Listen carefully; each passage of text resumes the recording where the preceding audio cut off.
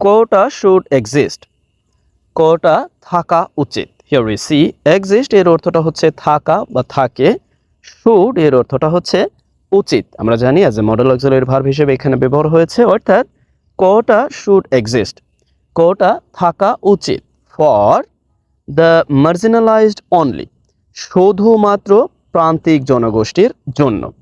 Here we see এখানে marginalised শব্দটি as a common noun হিসেবে ব্যবহার হয়েছে, অর্থাৎ সমস্ত পিছিয়ে পড়া জনগোষ্ঠীকে বোঝাতে ব্যবহার হয়েছে মার্জিনালাইজড, অর্থাৎ মার্জিনালাইজড পিছিয়ে পড়া জনগোষ্ঠী। অনলি অ্যাজ এ অ্যাডভার্ব হিসেবে এখানে ব্যবহার হয়েছে, শুধুমাত্র এই পিছিয়ে পড়া জনগোষ্ঠীর জন্য কোটা শুড এক্সিস্ট, থাকা উচিত। যাই হোক, আজকের এই অর্থাৎ তাৎক্ষণিকভাবে সময় স্বল্পতার জন্য আমরা নিয়েছি একটি নিউজ, লিখেছেন আলী ইমরান মজুমদার। আমরা পড়ব, এখান থেকে আমরা ইতিহাস সম্পর্কে অর্থাৎ অবহিত হতে পারবো বলে আশা ব্যক্ত করছি। এখানে আমরা লক্ষ্য করি একটি পিকচার দেখুন, খুব ওকে, আমার ভুল না হলে এটা হচ্ছে নজরুল এভিনিউ, কাজী নজরুল এভিনিউ, শাহবাগের প্রবেশদ্বার। যাই হোক, আমরা এখানে দেখতে পাচ্ছি যে পুলিশি ব্যারিকেড আছে, আর এখানে আছে আপামর জনতা, বাংলার দামাল তনয়রা, যাদের মূল লক্ষ্য উদ্দেশ্য একটি, তা হলো কোটা সংস্কার, কোটা সংস্করণ, অর্থাৎ এটা হচ্ছে তাদের প্রাণের দাবি, এটা হচ্ছে বাংলার যারা চাকরি প্রার্থী তাদের প্রাণের দাবি। যাই হোক, আমরা পড়বো, আমরা পড়তে থাকি, দেখি যে আরও কি কি আছে। এইখানে আমরা আসি, আরেকটু ইনফরমেশন না দিলেই নয়। এই বছরে অর্থাৎ যখন থেকে কোটা সংস্করণ আন্দোলন আবারও রূপ নিল, বিশেষ করে আদালতের একটি রায়ের পর, এতদিন অবধি অর্থাৎ প্রায় সপ্তাহব্যাপী পুলিশের কোনো রকম অর্থাৎ ক্ষিপ্রতা ছিল না, দ্যাট মিন্স মারমুখী কোনো ভাব ছিল না। যদিও আজকে থেকে পুলিশ অনেকটাই মারমুখী, অর্থাৎ অনেকটা মানে ওই নীরব ভূমিকা আর নেই। এখন তারা একেবারে ঠিক সে বাংলার দামাল তনয়রা যেভাবে মাঠে লেগে আছে, ঠিক তার উল্টো প্রতিবাদ, অর্থাৎ প্রতিবাদ না, প্রতিরোধ, প্রতিরোধ শুরু করে দিয়েছে আমাদের পুলিশ প্রশাসন। অর্থাৎ তারা তো আসলে পুলিশ প্রশাসনের কিছুই করার নেই, তারা মূলত উপরের লেভেলের ইশারা ইঙ্গিতেই চলে। এখানে আসলে আমরা তাদের গালমন্দ করাটা আমাদের উচিত হবে না, কারণ যে কোনো সরকারের সময়ে, যে কোনো সরকারের আমলেই মূলত পুলিশ ভূমিকা পালন করে ইশারায়, ওকে। সেই ক্ষেত্রে আমরা তাদেরকে গালমন্দ করতে পারি না, আমরা অনেক সময় গালমন্দ করি। আসলে কি মানে, এটা তাদেরও উপায় নাই, আবারও আমাদেরও উপায় নেই, মানে যে এই কোটা সংস্কার আন্দোলন যে আমাদের এগিয়ে নিতেই হবে, এটাও কি বিকল্প নাই আমাদের। ওকে, যাই হোক, আমরা মূল আলোচনায় আসি, আমরা ওইদিকে না যাই। ওয়েন দ্য প্রটেস্ট, অর্থাৎ যখন প্রতিবাদ বা বিক্ষোভ বা যেই অর্থাৎ আন্দোলন ফর কোটা রিফর্ম, কোটা সংস্করণের জন্য, ফার্স্ট প্রথমে বিগান শুরু হয়েছিল ইন 2018, অর্থাৎ 2018 সালে। আমরা যদি একসাথে বলি, এর অর্থটা হচ্ছে যখন 2018 সালে প্রথম কোটা সংস্করণের জন্য প্রতিবাদ শুরু হয়েছিল, এরপরে অর্থাৎ পরবর্তী বাক্য আমরা জানি যে এই বাক্যটিকে আমরা যদি গ্রামারের ভাষায় বলি, তাহলে এই বাক্যটি হচ্ছে একটি ডিপেন্ডেন্ট বাক্য। পরবর্তী বাক্যটা আমরা পড়ি, দ্য গভর্নমেন্ট, অর্থাৎ সরকার, agreed to negotiate with the students, অর্থাৎ সরকার ছাত্রছাত্রীদের সাথে নেগোশিয়েট, দ্যাট মিন্স আলাপ আলোচনার মাধ্যমে সমাধান করতে রাজি হয়েছিল। আমরা যদি একসাথে পড়ি, অর্থাৎ the protest for quota reform first began in 2018, the government agreed to negotiate with the student, অর্থাৎ যখন প্রথমে 2018 সালে এই প্রতিবাদ বিক্ষোভ কোটা সংস্করণের জন্য শুরু হয়েছিল, তখন সরকার ছাত্রছাত্রীদের সাথে আলাপ আলোচনার মাধ্যমে সমাধান করতে রাজি হয়েছিল। এগ্রি টু নেগোশিয়েট, অর্থাৎ মানে সমস্যা সমাধান, অর্থাৎ আলাপ আলোচনার মাধ্যমে সমস্যা সমাধানের জন্য রাজি হয়েছিল। অর্থাৎ এখানে একটু ভাবানুবাদ আছে। নেগোশিয়েট দ্যাট মিনস হচ্ছে বা আলাপ আলোচনা করা বা সমাধান করা আলাপ আলোচনার মাধ্যমে। ওকে, আমরা যদি এখানে পার্টস অফ স্পিচ একটু চিহ্নিত করতে যাই, তাহলে এখানে দ্য প্রটেস্ট এখানে অ্যাজ এ নাউন হিসেবে ব্যবহার হয়েছে, কারণ আমরা লক্ষ্যই করছি এখানে একটি আর্টিকেল আছে। আবারও for preposition and quota reform. আমরা যদি শুধু কোটা রিফর্মকে বলি তাহলে কোটা রিফর্ম, এখানে কোটা হচ্ছে অ্যাজ এ অ্যাডজেক্টিভ ফর্ম হিসেবে ব্যবহার হয়েছে, আর reform as a noun form হিসেবে ব্যবহার হয়েছে, অর্থাৎ কোটা সংস্করণ। ফার্স্ট, এই ফার্স্ট এখানে অ্যাজ এ অ্যাডভার্ব হিসেবে ব্যবহার হয়েছে, অর্থাৎ প্রথমে। বিগান শুরু হয়েছিল, প্রধান অর্থাৎ এই ইন্ডিপেন্ডেন্ট বাক্যের প্রধান ভার্ব হিসেবে ব্যবহার হয়েছে ইন 2018 অর্থাৎ 2018 সালে। পরবর্তী বাক্যের আমরা দেখি যে সাবজেক্ট অর্থাৎ দ্য গভর্নমেন্ট, অর্থাৎ এই বাক্যটিকে গ্রামের ভাষায় বলা হচ্ছে অর্থাৎ ইন্ডিপেন্ডেন্ট বাক্য। ওকে, এটা হচ্ছে ডিপেন্ডেন্ট বাক্য, আর এই অংশটি হচ্ছে ইন্ডিপেন্ডেন্ট বাক্য। ওকে, যাই হোক আমরা ওইদিকে না যাচ্ছি। অর্থাৎ এগ্রি টু নেগোশিয়েট, অর্থাৎ ছাত্রছাত্রীদের সাথে আলাপ আলোচনার মাধ্যমে সমাধান করতে রাজি হয়েছিল। দেখুন, আমি দুইবার পড়ি বা এক বা একাধিকবার পড়ে যাই, এর মূল কারণ হচ্ছে অনেকেই রুডিমেন্টারি লেভেলে শিখতে চান বা জানতে চান, শুধুমাত্র তাদের জ্ঞাতার্থেই, অর্থাৎ তাদেরকে ভালোভাবে অবহিত করার জন্যই মূলত আমি বারংবার পড়ি। Please take it easily. We see next, however, যাই হোক, there was a sudden derailment. There was a sudden derailment, that means derailment এর অর্থটা হচ্ছে সাধারণত বিচ্যুতি, অর্থাৎ যেভাবে যাচ্ছে তার বিচ্যুতি ঘটা। আর ডিরেলমেন্ট এখানে অর্থটা দিয়েছে বিভ্রান্তি ও বিচ্যুতি। ওকে, আমরা দেখি, অর্থাৎ সেখানে একটি বিচ্যুতি ঘটেছিল ইন হাউ, কিভাবে, দ্য ম্যাটার ওয়াজ প্রসিডিং, অর্থাৎ এই ম্যাটার বলতে বোঝাচ্ছে এই যে কোটা রিফর্ম আছে, অর্থাৎ এই কোটা রিফর্মকে বোঝাচ্ছে।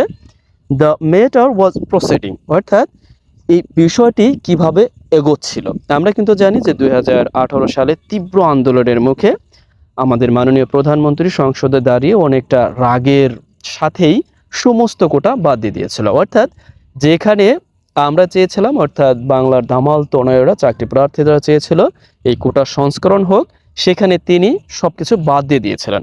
হয়তোবা লেখক এটাই বোঝাতে চেয়েছেন, দেয়ার ওয়াজ আ সাডেন ডিরেলমেন্ট, অর্থাৎ হঠাৎ একটা বিভ্রান্তি ঘটেছিল বা হঠাৎ একটা বিচ্যুতি ঘটেছিল। ইন হাউ, কিভাবে, the matter was going proceeding. আমরা জানি এই প্রসিড শব্দটির অর্থ হচ্ছে এগিয়ে যাওয়া, আর প্রসিডিং দ্যাট মিনস এগিয়ে যাচ্ছিল বা মানে অগ্রসর হচ্ছিল, কিভাবে এই বিষয়টি অগ্রসর হচ্ছিল। ওকে, আমরা দেখি এরপরে বলে কি বলা আছে। ওকে, এইখানে as I have stated before, দেখুন এই অ্যাজ এর অবস্থান বিশেষে অর্থ দেয়। এর অর্থটা হচ্ছে যেহেতু বা যখন, বা যেহেতু আই হ্যাভ স্টেটেড বিফোর, অর্থাৎ আমি পূর্বেই বিবৃতি দিয়েছি, বিবৃতি দেওয়া বা ব্যাখ্যা করেছি, বলিবার বা বলেছি। আই অ্যাম পার্সোনালি, অর্থাৎ আমি ব্যক্তিগতভাবে, এগেনস্ট অর্থাৎ বিরুদ্ধে, দ্য কোটা সিস্টেম, অর্থাৎ এই কোটা সিস্টেমের বিরুদ্ধে আমি ব্যক্তিগতভাবে, অর্থাৎ যিনি লিখেছেন তার কথায় তিনি বলছেন যে যেহেতু আমি পূর্বেই উল্লেখ করেছি, বিবৃতি দিয়েছি যে ব্যক্তিগতভাবে আমি এর বিরুদ্ধে, সেহেতু আই বিলিভ, আমি বিশ্বাস করি, ইট শুড অনলি, এটা অর্থাৎ ইট বলতে এই যে কোটা সিস্টেমকে বোঝাচ্ছে, ইট শুড অনলি, এটা শুধুমাত্র এক্সিস্ট থাকা উচিত, ফর মার্জিনালাইজড গ্রুপ, শুধুমাত্র পিছিয়ে পড়া জনগোষ্ঠী বা পিছিয়ে পড়া গ্রুপ বলতে দলগুলোর জন্য, বা ওই যে বললাম প্রান্তিক জনগোষ্ঠীর জন্য। দেখুন এইখানে কিন্তু আবার মার্জিনালাইজড ব্যবহার হয়েছে অ্যাজ এ, অর্থাৎ অ্যাডজেক্টিভ ফর্ম হিসেবে। আমরা পূর্বে দেখেছিলাম যে নাউন ফর্ম হিসেবে ব্যবহার হয়েছে, এখানে আবারও অ্যাডজেক্টিভ ফর্ম হিসেবে ব্যবহার হয়েছে, যে আমি বিশ্বাস করি এটা শুধুমাত্র অর্থাৎ যেই পিছিয়ে পড়া বা প্রান্তিক যে দলগুলো আছে তাদের জন্য থাকা উচিত।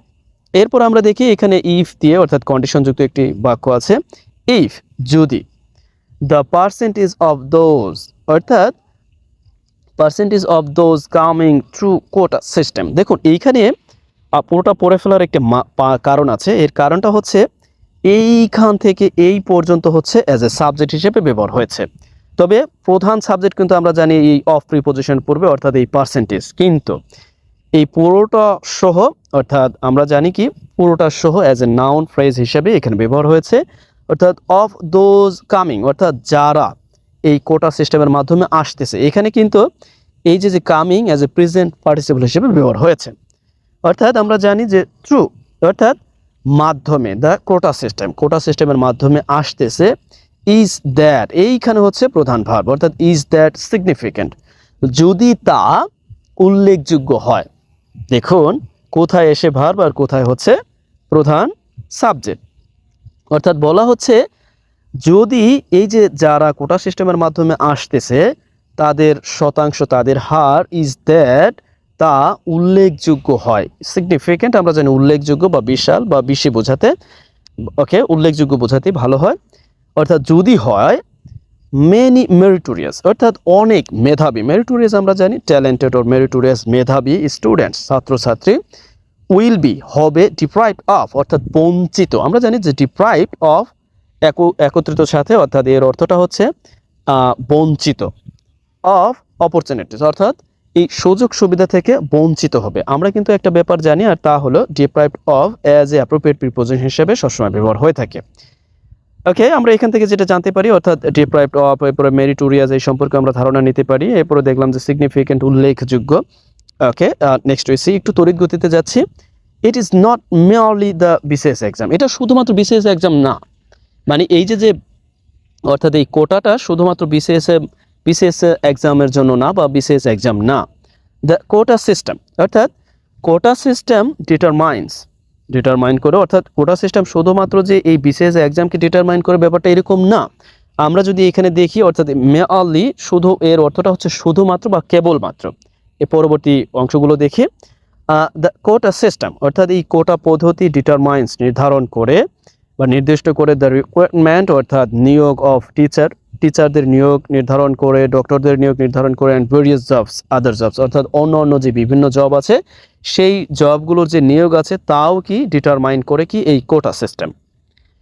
পরবর্তী বাক্য আমরা দেখি, এখানে আবার আছে ইট হ্যাজ অ্যান ইম্প্যাক্ট, অর্থাৎ এটির একটি প্রভাব আছে। দেখুন এই ইট বলতে বোঝাচ্ছে কি, অর্থাৎ এই কোটা সিস্টেমকে বোঝাচ্ছে, অর্থাৎ এটির একটি প্রভাব আছে on many facets of life, অর্থাৎ জীবনের অনেক ক্ষেত্রে। দেখুন এই ফ্যাসেট এর অর্থটা হচ্ছে ক্ষেত্রে, বা অর্থাৎ স্থলে বা ক্ষেত্রে বোঝাতে, ওকে, বা বিভিন্ন যে স্টেপ বা ধাপ আমরা স্টেজ বলতে পারি। ওকে, অর্থাৎ জীবনের বিভিন্ন ক্ষেত্রে এটির অনেক প্রভাব আছে।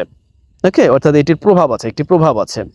অ্যান্ড, এবং স্টুডেন্টস, এবং ছাত্রছাত্রীরা আর ন্যাচারালি, অর্থাৎ স্বাভাবিকভাবেই স্ট্রাগলিং, অর্থাৎ যুদ্ধ করতেছে টু অ্যাকসেপ্ট দিস সিস্টেম, অর্থাৎ এই যে সিস্টেমটি আছে, অর্থাৎ এই সিস্টেমটিকে, অর্থাৎ মানে অনেকটা কি যুদ্ধ করতেছে, অর্থাৎ এই যে মানে এটা যে তাদেরকে নিতে হবে, মেনে নিতে হবে বা গ্রহণ করতে হবে, এই ব্যাপারে তারা যুদ্ধ করতেছে, যে হুইচ ক্যান হার্ম, যা তাদেরকে কি করতে পারে, ডিরেক্টলি, অর্থাৎ একেবারে সরাসরি তাদেরকে ক্ষতি করতে পারে।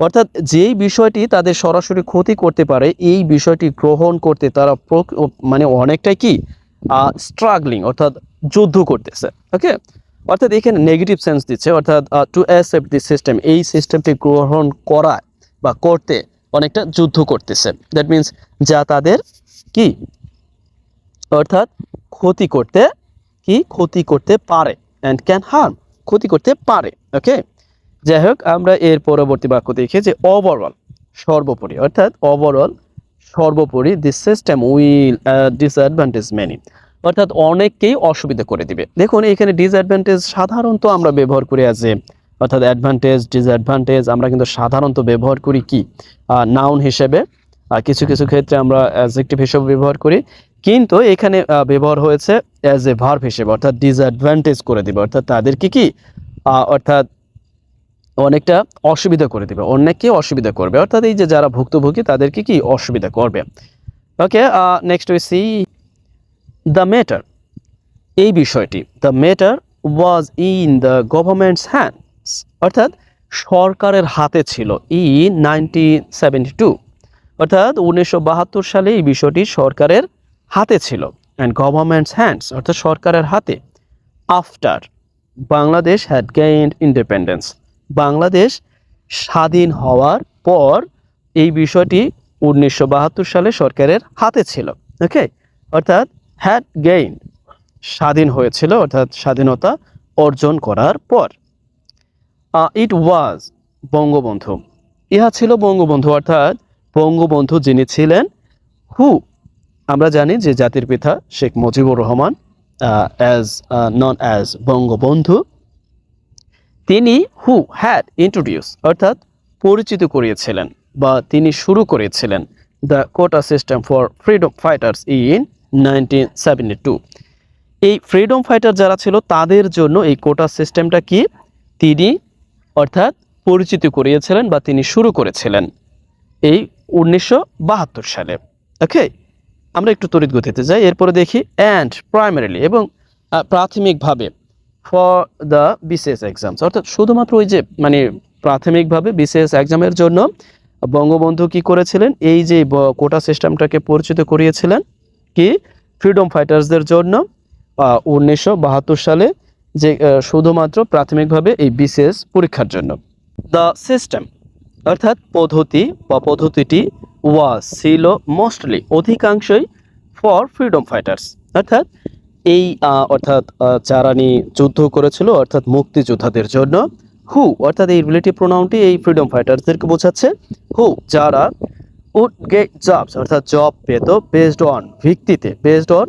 ভিত্তিতে 100 মার্ক ওরাল এক্সামিনেশন অর্থাৎ 100 মার্কের একটি মৌখিক পরীক্ষার ভিত্তিতে এই ফ্রিডম ফাইটার্সরা অধিকাংশ জব পেত।